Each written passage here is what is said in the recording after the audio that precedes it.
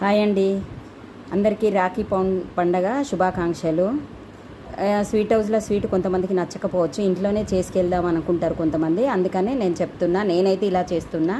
రవ్వ లడ్డు అండి, రవ్వ లడ్డు ఎప్పుడు చేసే రవ్వ లడ్డు కాకుండా ఈసారి నేను కొత్తగా ట్రై చేశాను అనమాట. చాలా బాగుంది. పచ్చి కొబ్బరి ఉంటుంది కదండి, పచ్చి కొబ్బరి నెత్తిలో వేయించుకోవాలి మంచిగా గీరుకొని. తర్వాత క్యారెట్ కూడా అంతే గీరుకొని మంచిగా నెయ్యిలో గోలిచి పెట్టుకోవాలి. రవ్వ కూడా గోలిచ్చి పెట్టుకోవాలి. డ్రై ఫ్రూట్స్ గోలిచ్చి పెట్టుకోవాలి. డ్రై ఫ్రూట్స్ అంటే ఏం లేదండి, కిస్మిస్ జీడిపప్పు రెండు మాత్రమే. అవి నెయ్యిలో వేయించుకొని పెట్టుకున్న తర్వాత ఖర్జూరా ఉంటుంది కదండి, లైన్ డేట్స్. ఆ ఖర్జూరాను మనం మిక్సీకి వేసుకోవాలి. గింజలు తీసేసి మిక్సీకి వేసిన తర్వాత అన్నీ నెయ్యిలో వేయించుకుంటాం కదండి, ఇట్లా పొడి అవుతుంది కదా. ఇందులో మనం ఖర్జూర ముద్దను వేసి మంచిగా కలపాలి. కలిపి నెయ్యి పోసి ఇట్లా ఉండగడితే చాలా బాగుందండి, టేస్ట్గా ఉంది, తొందరగా అవుతుంది. ఇంట్లో ఉండే వాటితోటే మనం స్వీట్ రెడీ చేసుకొని తీసుకెళ్ళొచ్చండి. నా వీడియో నచ్చితే లైక్ చేయండి, ఓకేనా? Thank you. ఇదిగోండి, ట్రై చేయండి ఒక్కసారి. థ్యాంక్ యూ అండి.